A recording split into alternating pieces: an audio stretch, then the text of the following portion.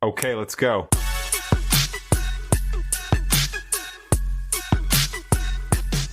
Well, hi, friends of the Coachella Valley. Jose here from the New Mindset. Well, today is a very special, unique episode.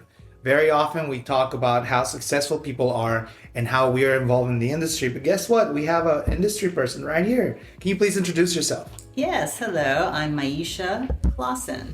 And Maisha, tell us what you do. I'm a television writer. There you go. So there it is. Keep it simpler than that. I don't think you could. 2 words. So, Maisha, tell me, I told you briefly about the podcast, so let's start at the beginning. Yep. Right? So where do you come from originally? So I was raised in a really small town sort of outside of Philly, Pennsylvania, called Swarthmore. My dad was a professor at Swarthmore College, and I would say from what I remember, it might be completely different now because I haven't been back. It was kind of a hippy-dippy, college town, sort of. So, for example, my mom had a loom and she would weave, these various things on the loom. She made our clothes, she made dresses. We had a garden that we shared with another family. So that was sort of the environment. A very white picket fence, huh? Yeah, it was, and it was very much like open. I would walk home from school by myself, Oh, cool. Something that I don't let my kid do now. But right, yeah, you come to that point. Yeah. The world did its thing. Yeah. Oh my goodness. And you have siblings? Obviously, your sister's here with us. Yes, I have one sister. Just the one sister? Just the the two of us. Oh, there's going to be stories to be told. I love it. And just for sake of the podcast, what is your name? Tanae Closson Prager. Well, welcome. So you guys grew up together pretty much. We did. Your whole life, or was there a point where you guys, obviously, we all go to high school and college and whatnot? Yeah, we grew up together. She went to Hampton University in Virginia, and I went to Howard University in DC. And then we both went off, lived our separate lives. And then, oddly enough, she and her family, she's married now with a son, they were living in Thailand, in Bangkok. And they, 3 years ago, moved to Los Angeles, where I currently live with my husband. During COVID. Yeah. During COVID. Yeah. COVID made a lot of moves for people. We keep finding out, of course. Know. Let me take you back just a little bit. So when you're growing up in this college city, right? Yeah. And so you have to have been surrounded by all the, I don't know. When I was going to UCLA, I'd go to the UCLA, like all the towns and shops and whatnot. I felt like I was in another world. Like it just feels completely separate from LA. Yeah. So how was that? How was that life growing up in a college type of city and then having to move out of that? Like, what was that transition like for you? Well, like I said, it was very small town feeling. So my family was actually friends with my preschool teacher, and I'm actually still friends with my preschool teacher's son. I actually set him up, and he's married to the woman that I introduced him to. You're Cupid. Okay, all right. Yes. So I get your game. I don't keep in touch with very many people anymore from Swarthmore, Right. but his name is Matthew Perry, son of Joyce Perry, my preschool teacher. Yeah, we managed to keep in touch, and like I said, I hooked him up with my girlfriend, and Wow. yeah, now That I'm was married, you, huh? 2 That was kids. you. That was me. I did it all. I did it all. Well, you're a writer now, but did you ever have that incline growing up of wanting to I be a totally writer? did, but not television. I always wrote little short stories, and I would sometimes act them out. But my mom kept like a folder of all my old stuff, Right. and you can see that I always liked storytelling. And even though I watched some TV as a kid, even though for the longest time our parents didn't believe in television, they called it the idiot box, and so they wouldn't buy one. They refused to buy one. So for the longest time we didn't have a television. They were very anti-TV, but they did finally buy one. And even though I watched some television, I never imagined I would write, TV. Wow. I didn't think of it as something that people did, just magically appeared on the box. Isn't that awesome? Yeah. You don't realize how much happens in the back. Yeah. Oh my gosh. That kind of shapes who you become. So what was your first time that you got inspired? Was it a book? Did you just pick up a pen and go? What was that?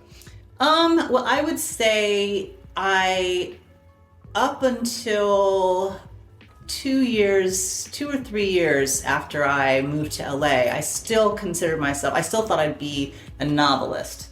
So I was, writing a novel, and I was sending out letters to different publishers in New York, sort of describing what the novel was about, trying to sort of describe it different ways that would be marketable, and just getting rejected left and right. I have a whole box of rejection letters. And then... Do you keep the box? I sure did. Love it. I bust Love it it. out from time to time and read over everything. Yeah. Perfect.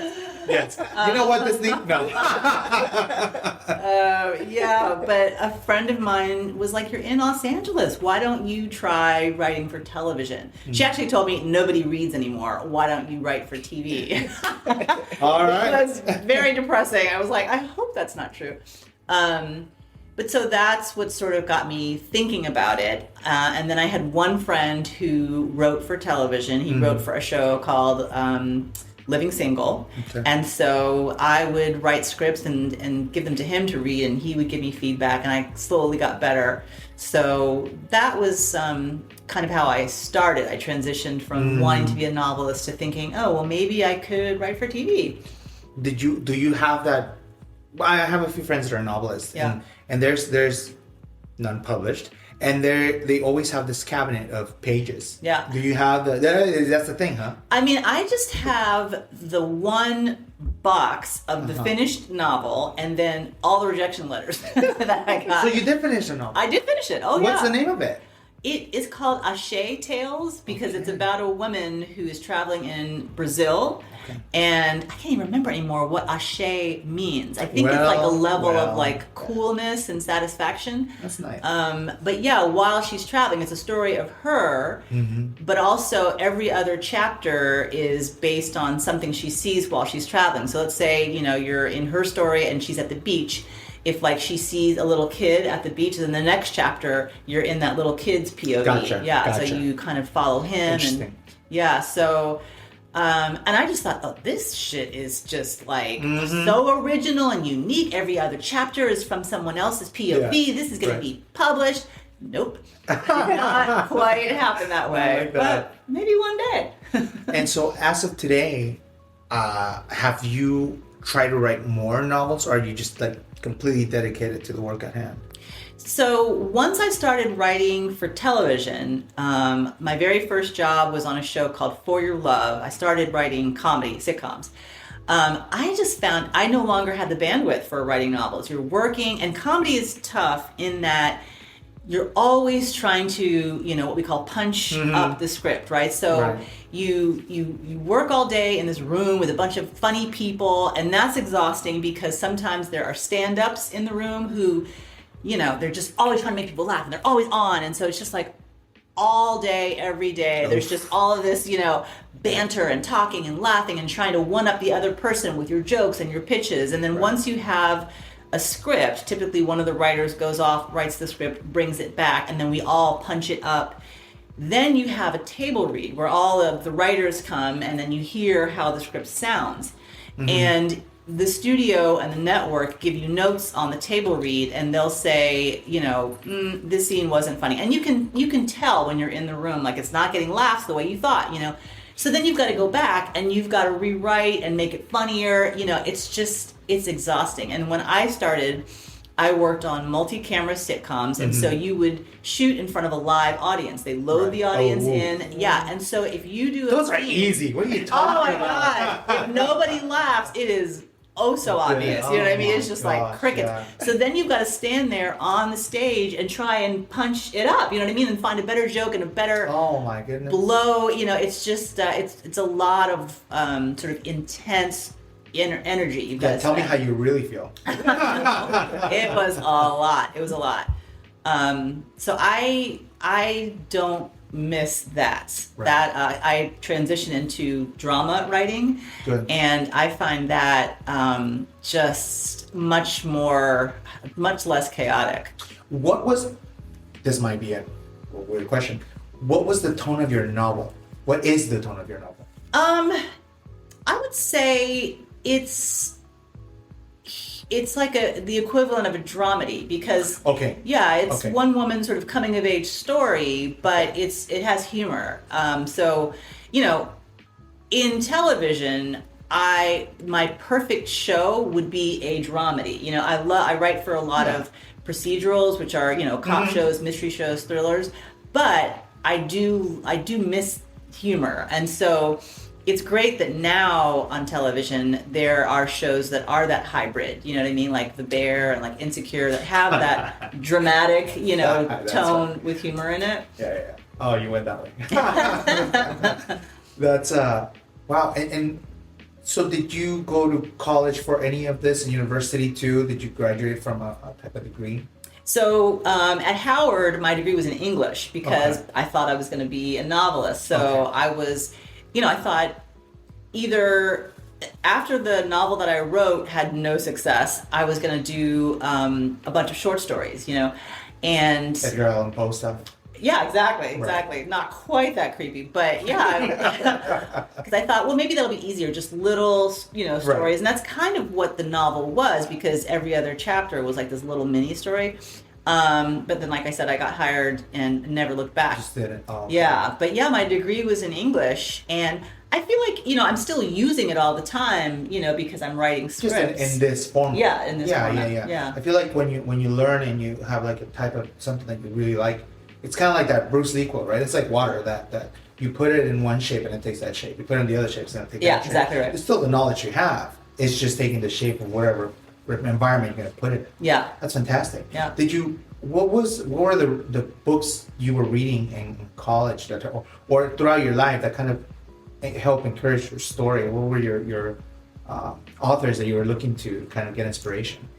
Well, I always remember Octavia Butler. She wrote this novel, Kindred, that to me at the time I was just blown away because it's technically science fiction. She's, you know, a sci-fi writer, but it was about a black woman married to a white guy, and when they move into this house, she discovers she has this ability to sort of travel through time. So she goes back to the antebellum South, and then what she learns is like she's visiting her own family, back in that time. Wow. But she doesn't know when it's going to happen or how it's going to happen, and then she gets like trapped there. One of the times she goes, she brings her husband back with, you know, her, and he has to pretend like he's her slave, the owner, and she's the. It was just like, it was so compelling, and you know, there was a modern timeline, but then also, you know, obviously in the past, it was scary. And I just thought it was amazing that this black woman was able to get her novels published in a field where, you know, it's predominantly white men. So that was one that, you know, really stood out to me. And then also Fahrenheit 451, I think when I was, you know, that was kind of high school for me. It was sort of a seminal. I just thought it was just so like cool. a rite of passing. Yeah. Oh, it's good. Lord of the Flies did it for me. Yeah, that's another one. One of the simple ones. Yeah, simple. Well, and so let me ask you, and I'm touching a little bit back on your college days. So you went up to graduate, right? And you started, it sounds almost like faith intervened a little bit, right? Because you were trying to do one thing. Yeah. Sounds like something happened. Yeah. And right at that point in time where you were at the fork on the road, what made you take the decision to go and say, okay, I'll apply for this job? Was it the necessity of having the job? Was it just like you were interested enough to try it, or you thought, well, I'm not going to be a novelist, this will win? So what happened for me was I was teaching. So I taught second grade and was doing that and enjoying it. Actually, my first year, a little chaotic. And then after that, you know, you kind of find your way. You become sort of like a little stricter, and then the kids fall into line, and then you get nicer, as opposed to coming in like super nice, and the kids like eat you alive. Yeah. God.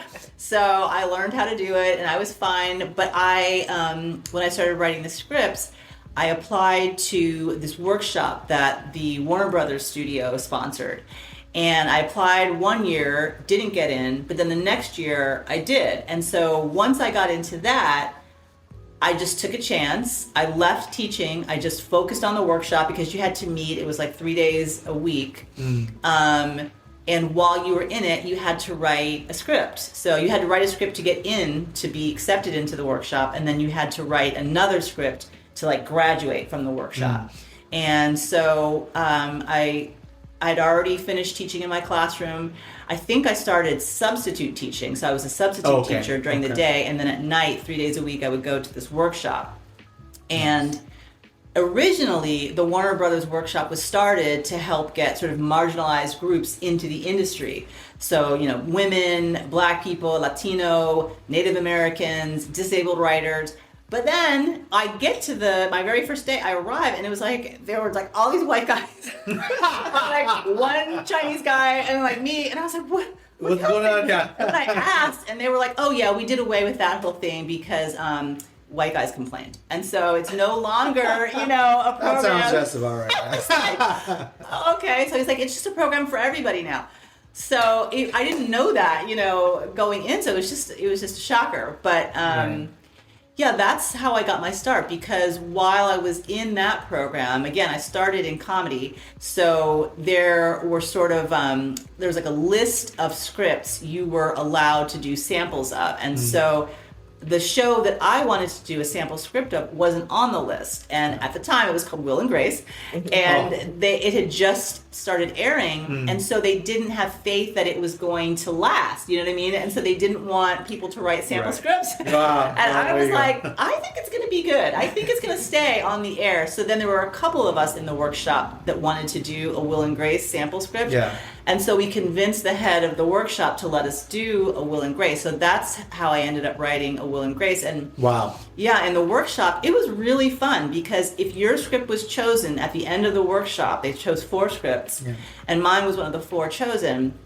What you could do was choose people in the workshop to be the characters, you know, on the show that you'd written the script for, and then you would do like a little mock table read. Right. And it was just thrilling. It's nerve-wracking too, because you're like, oh my God, tomorrow you want it to hit, you want to make sure you it's want in all the order. laughs to hit.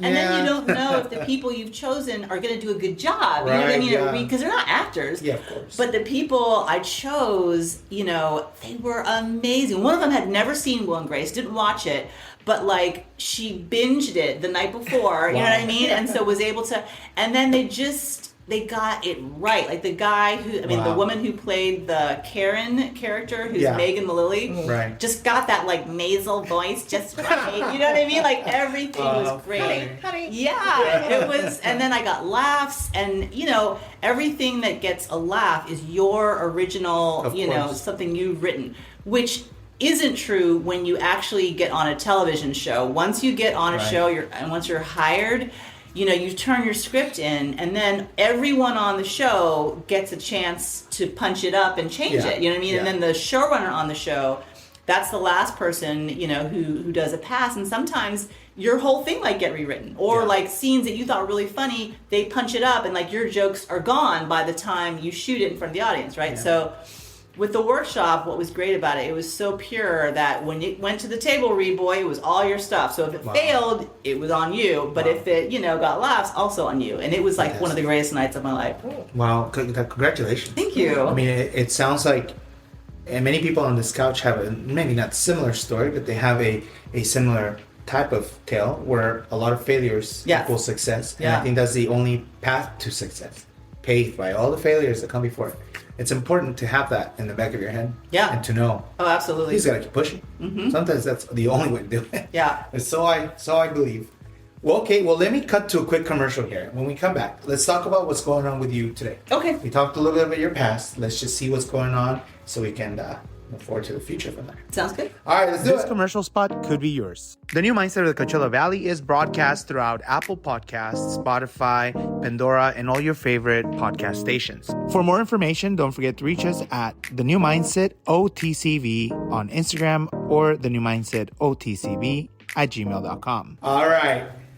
Here we are, back from commercial. So, what a fantastic past you carry. Oh, thank you. Let's talk about your present, right? Okay. So you are here in Palm Springs. Well, we're in Palm Desert, but you can Palm Springs. What was it? What are you doing in Palm Springs? If you don't mind asking. Yeah, like what? I'm a person of your caliber.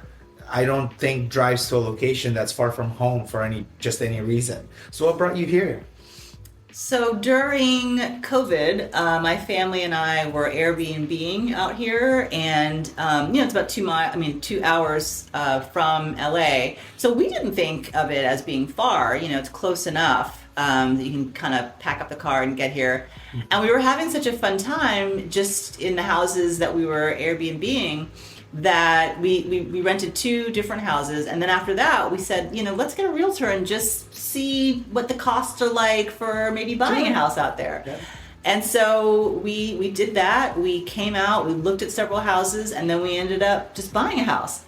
And I think the surprise for both of us, my husband and myself, was just how much we enjoyed the desert as opposed to the beach. Like we thought, both of us, if ever we that's buy, interesting you said that. Yeah, like a vacation house, we probably wanted to be on the water. But then when we started coming out here, just the mountains, we would go to the reservation. Yeah. We did bike rides. It was just so calming, and I hadn't really realized. Yeah. Just it's a nice change of pace from LA, but then also just the feeling, the minute I see the windmills, just, I love it. I've become addicted to it. So that's how we ended up out here. And like I said, my sister and her family moved back to the States from Thailand during COVID. So we all quarantined together out here in the new house that we bought. And it was great. I know that for a lot of people, COVID was a nightmare. Right. But I have really fond memories of quarantine just because, I hadn't seen my sister in a long time. We were all together under one roof with her husband and her son. And, everything was still and slow, and we could go out and ride bikes and, talk and do puzzles. It was really nice just in terms of family time and decompressing. So yeah, and I feel like every time we come out here, it's sort of the same feeling, that special slowed down family feel. Oh, absolutely. And I'm surprised nobody's written a show about Cool. There you go. Actually, that's not a bad idea. I'm surprised nobody's actually just thinking. I'm sure it's kind of like a thing on the works, but I'm surprised nobody's really thought about that, doing kind of like a whole year's life with somebody. And family ties are important. Yeah. And it really, truly, for a lot of families here in the Valley and out in LA and wherever you're from, probably, we all had to bunker down and get to know each other again. And a lot of, it's so funny. I'll share a quick story. I never thought I'd share this. So, share away. You know what's funny? My siblings that were in LA had to bunker down, and so there were this family rivalries, right? There were these things that maybe you didn't quite solve, but now they all have all together. Because one apartment complex was in a villa, so I had to go to my sister's house, and I got stuck in my house out here. So it's just kind of odd. And so something I thought was wild. I thought, those two are gonna they're gonna go at each other so much. They're gonna be so tired of each other. Yeah. They're no longer gonna talk. And it's insane what happened, right? It's the complete opposite of that. They sat, solved their differences, and rekindled their brother and sister relationship. That's cool. And it's fantastic because now we can all sit down and have turkey without major that. issue. Yeah. And something COVID brought. Not just that, I'm sure it was good for a lot of families, but man, it really changed the world for better or worse. Yeah. And did you find that? So now do you live out here now? Not full time. Not full time. No. Okay. How often are you here? When the heat's gone? We're the crazy people who come out in the summer when it's 111. We come out all the time. I live here. I got stuck in 128 one time. Yeah. It was great. Yeah. So do you guys come out? I'm assuming it's the holiday season, right? So you guys gonna be here for the holiday season? Yeah. So you come out Thanksgiving, come out again in Christmas. Yeah, we come out during the summer, and anytime the kids have a day off and it's a long weekend, we try and come out then too. And what if I may ask? So today you now write for which company? So most recently, I was showrunner on a show called Truth Be Told, which airs on Apple TV Plus, and I ran season 3, and we wrapped that I think last year, and so then when the strike happened, nobody was allowed to do anything for pay. You could only do, things for yourself, write things on spec. podcast. But now that, Right. now that the strike is over, I had to decide whether to only try and sell my own shows, go to work on someone else's show, take only jobs as a showrunner since I last, ran a show. But an opportunity came along to work on a show based on books that I read and enjoy, Nice. not as the showrunner, but as a co-executive producer, which is like the next level down. Congratulations. Yeah, and so it's kind of nice just because having run my own show, not a show I created, but having been the showrunner on a show, it's so much work. I mean, it is a lot of responsibility to be a showrunner, and I actually ended up really enjoying it, but boy, it's a lot of pressure because you are in charge of not only just all of the writers who write the scripts, right, but also, the set, the stage, like anything that happens on the stage, you've got to sort of, take responsibility for it. And sometimes what that means is, an actor doesn't want to say the lines that you've written in a script, and you've got to go to, set and work that out. Or I've been there. Yeah, and so it's just putting out fires everywhere, and a lot of times the individual departments, makeup, camera, whatever, people who are heads of those departments have issues with one another, and so there are a lot of personalities and things that have to come together for a show to function. So you're kind of like a CEO of a company, and all these things are happening. So it's nice to kind of sit back and not have to do that and let someone else, handle that. Yeah. But still learn, because the woman who's I'm on a show now called Scarpetta that will air on Amazon, and it's interesting to watch how she's running the show and how she's doing things. But she also, looks to me for advice and feedback, which is really cool. So I'm enjoying it. I'm enjoying the. And so today, how often are you sitting down and writing for yourself? So while we were picketing, I worked on my very first movie, and so now producers are reading that, and we'll see if we can go out and sell that.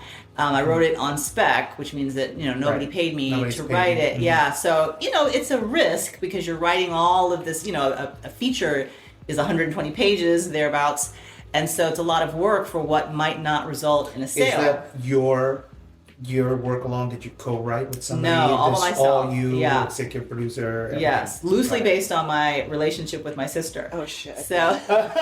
Did you just find out? No, I thought you meant it was the other. Here first. No. Oh god. Yeah. So, it's gonna be great. Yeah, You it did is. all those F-bombs right now. Oh, it's okay. I have 5. I can edit stuff.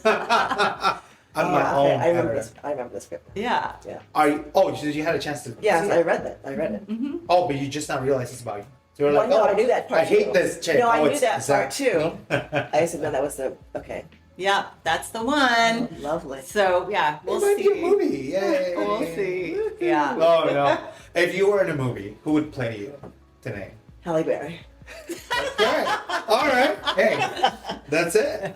I love it. And who would play you, Maisha? I don't know. Ironically, whenever we're getting into the casting part of a TV show, I am the worst.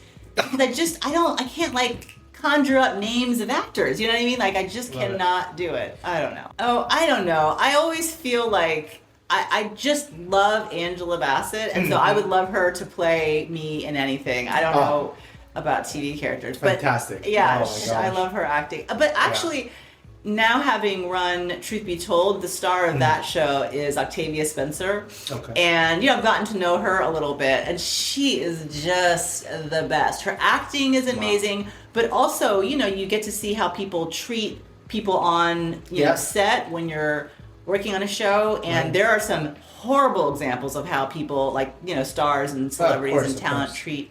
And then, Octavia is just the opposite. She's just so generous. She gives away money. She gets food trucks for people. She always knows her lines, So I wouldn't mind Octavia playing. No, there you go. Yeah. Thank you for writing that. Here you go. Do you feel like as you're stepping into, and best of luck to that, and I'm Thank sure you will reach the next goal on you seem to be one of those people that are fighters, so you'll get there. You'll get to where you want to get as much as you want. I sure hope so. Yeah. And so, do you feel like stepping into that next world and the challenges that will come with it? Do you feel like you would stay in that world for some time, or it's just like a taste, see if we could do it, and then go back from there? Which world? The feature? The feature as a movie. No. I think if I had my dream scenario, Mm-hmm. I would have my own show on the air, and I'd be running that. And then I would write a feature every year in addition to my show, or better yet, have more than one show on the air and then write a feature every year. Because I like the immediate work of TV, show running. The feature writing is pretty isolating because it's just you by yourself. You don't have a writer's room. I like the room. That's my favorite part of the business. I like coming in, sitting down, there are a bunch of other writers there. You're talking about your relationship with your kids, with your spouse, with your girlfriend, with your boyfriend. And all of that goes into the script. All of that helps create stories or anecdotes from your past, your family, Right. So that's my favorite part of the process. So one movie a year is probably the most I would want to do. And then the rest of my time I would try and spend on my own TV projects. Good. Yeah. Fantastic. Well, as an independent studio that we are, doors are always open. Let us thank know. Getting to know your person is fantastic. But let me cut to the next commercial. When we come back, let's talk a little bit about your future. Okay, let's do See it. where that's going. All right, let's cut to commercial. The new mindset of the Coachella Valley is brought to you by various companies here in the Valley. One of them, Integrity Insurance. Here to tell us more about it is Myra, the owner. Hi, this is Myra Perez, owner of Integrity Agents Insurance Services. We are the insurance experts of the desert, located in the beautiful Coachella Valley, here to help find solutions for all your insurance needs. You can find us on all social media platforms, Instagram, Facebook, TikTok, our website, integrityagents.ins.com. Our phone number is 760-625-0777. Let's connect. Thank you so much, Myra, for being on the show. Let's get back. Welcome back. So, wow, from writing your novel, getting notes, putting it in the show. You went into the show, you've had your life kind of been involved in all this world. That's fantastic. It looks like you followed your passion as much as possible. You're moving on to the next thing, hopefully, and I have a feeling you just feel like one of those people that you'll fight till you get to where you want to go. So when your movie comes out, I can't wait to say, I interviewed her. But I'll ask you this: what's the next 5 years? What's the next month look like for you? What's your next plan right now? Well, the next month is going to be focused on the movie, getting notes back, from the producers on that, but then also just getting the current show, Scarpetta, that I'm working on, getting scripts for that because, it's a new show, so those are the hardest. You've got to create the world. Yes, there are books that exist, but you've got to make it, visual for people and introduce the characters. People don't get. Yeah. I've read Harry Potter when I was a kid. I was reading it, and I saw the movie, and I thought, oh wow, that's a really great movie. Friends of mine that loved it, and friends of mine that love the book are like, dude, hate the movie. It's nothing like. I was like, did you realize how hard it is to make that thing float? Yeah. Like, it's not. Bro.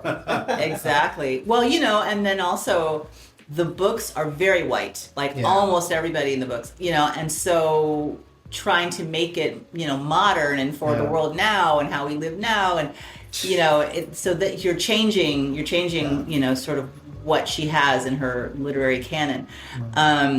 But I just, Nicole Kidman is going to be the star and Jamie Lee Curtis plays her sister. And, I just can't wait to see it all come to life. So that's a big part of. Is the author working with you guys on that too, or is it you guys? She's not in the writer's room, but she's like, she consults. You can email her and ask her anything. Yeah.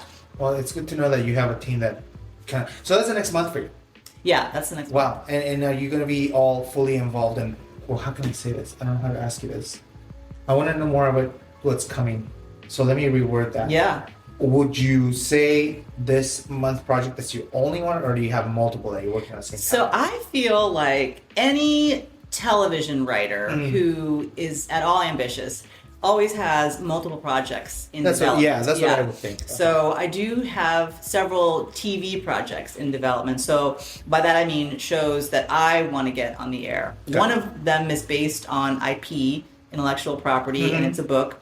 So, we'll see what happens with that. I have a script written for that. So you have to decide, what the next step is. If you want to try and attach talent and then go out and say, this is going to be a project starring, celebrity X, or you want to just try and send the script out by itself with no talent attached. So there are different ways to sort of shop a script.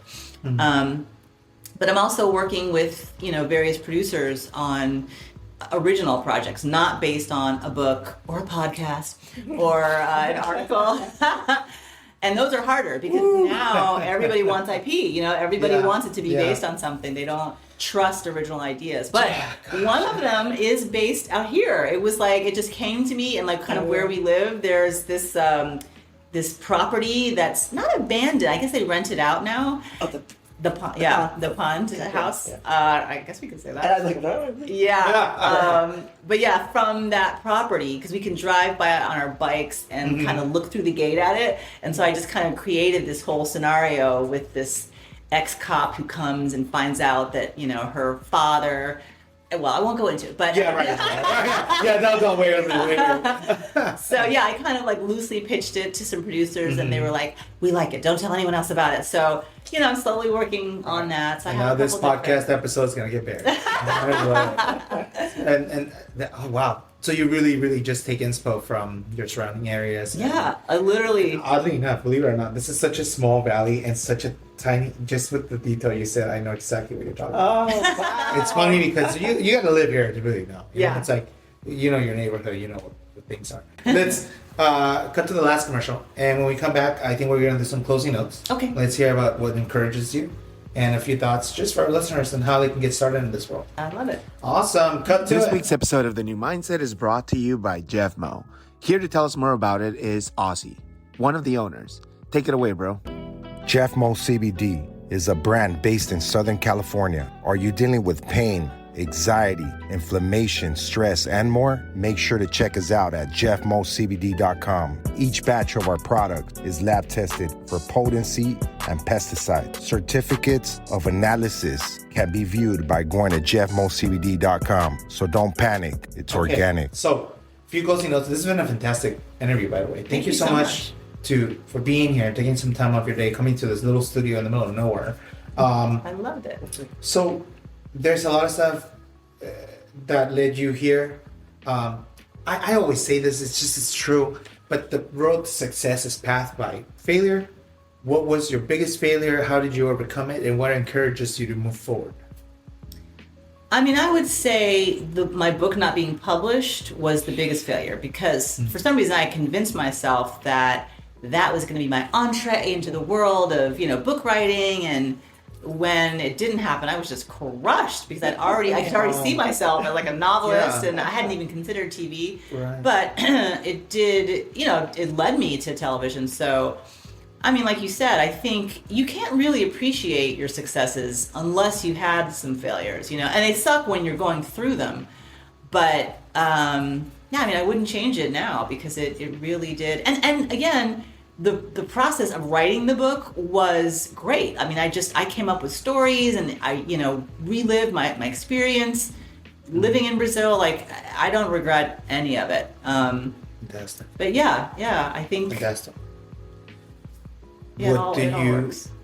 Do you have a quote or a passage that comes to mind when those days when you're just kind of sitting there and you just kind of everything seems to cave in? Is there anything that kind of helps you propel to just take that next step and move forward? I don't know how inspiring it is, but I've always loved this quote. Always. And I'm going to butcher it. Do it. But it's from, so you're probably too young to remember, Paris is Burning, which is sort of this seminal, did you ever see it? Sure. Okay. No. That's okay. Check it out. Okay. But it was, an early documentary about the different houses in New York.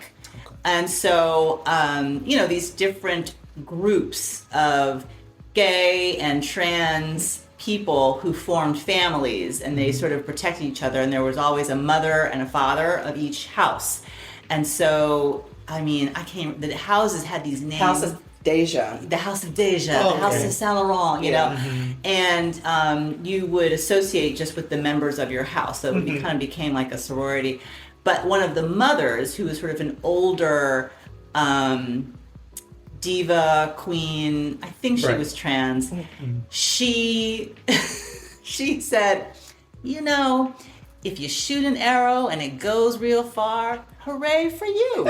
And I always love think of that. that because I just feel like, you know, you try, you do what you can, and if you make it, hooray. I love it. That is love the that. most inspiring quote. I can't. I Wow. love it. That. Bravo, bravo. I want to end it on that. Well, on that note, well, actually today, I'll ask you the same question. Oh, What's your inspiring It's easy. quote? Tell me. there is no try, only do. Very Yoda. famous Yoda. words. Love it. Yes, yes, ma'am. Alrighty. So, ladies, thank you so much for being here. Dude, really appreciate your time of your day that I took so violently. I would like to thank, well, actually, I'd like to thank our sponsors, Busbox, for always being supportive of my crazy thoughts and ideas.